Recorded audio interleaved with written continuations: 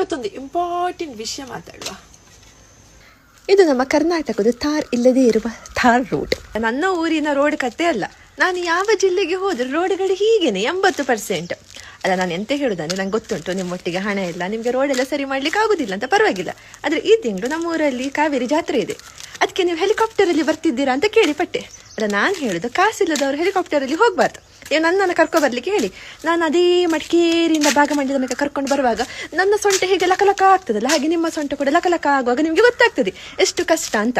ನಾನು ಎಂತ ಹೇಳುದಂದ್ರೆ, ಎಲ್ಲ ಜನರು ನಾಳೆ ನಿಮಗೆ ಓಟ್ ಹಾಕ್ಲಿಕ್ಕೆ ಬರುವಾಗ ಹೆಲಿಕಾಪ್ಟರಲ್ಲಿ ಬರುವುದಿಲ್ಲ, ಎಲ್ಲರೂ ಇದೇ ರೋಡಲ್ಲಿ ಬರುದು. ಯಾವ ಊರಿಗೂ ಒಂದು ರೋಡ್ ಸರಿ ಮಾಡುದಿಲ್ಲಲ್ಲ, ನಿಮ್ಮನ್ನು ನಾವು ಯಾಕೆ ಓಟ್ ಹಾಕ್ಬೇಕು ಹೇಳಿ? ಫ್ಲೈಓವರ್ ಮಾಡ್ತೀವಿ ಅಂತೇಳಿ ನನ್ನ ಉಡುಪಿ ಮಂಗಳೂರದೆಲ್ಲ ಗಡಿ ತೆಗೆದ್ರಿ. ನನ್ನ ಮಡಿಕೇರಿ ಕತೆ ಹೀಗೆ ಕಳ್ಸ ಹೋಗಿದ್ದೆ ಒಂದು ವಾರ ನನ್ನ ಸೊಂಟ ಸರಿಯಾಗ್ಲಿಕ್ಕೆ. ಬೆಂಗಳೂರು ಅಂತ ಹೇಳೋದೇ ಬೇಡ, ಒಂದು ಜಿಲ್ಲೆ ಹೇಳಿ ನೀವು ಯಾವ್ದ್ರನ್ನು ಉದ್ಧಾರ ಮಾಡಿದ್ದೀರಾ ಅಂತ. ಒಂದು ಜಿಲ್ಲೆ ನಾನು ನೆಮ್ಮದಿಯಿಂದ ಬದುಕುತ್ತೇನೆ, ಒಂದು ಜಿಲ್ಲೆ. ಓಕೆ, ಬಾಯ್.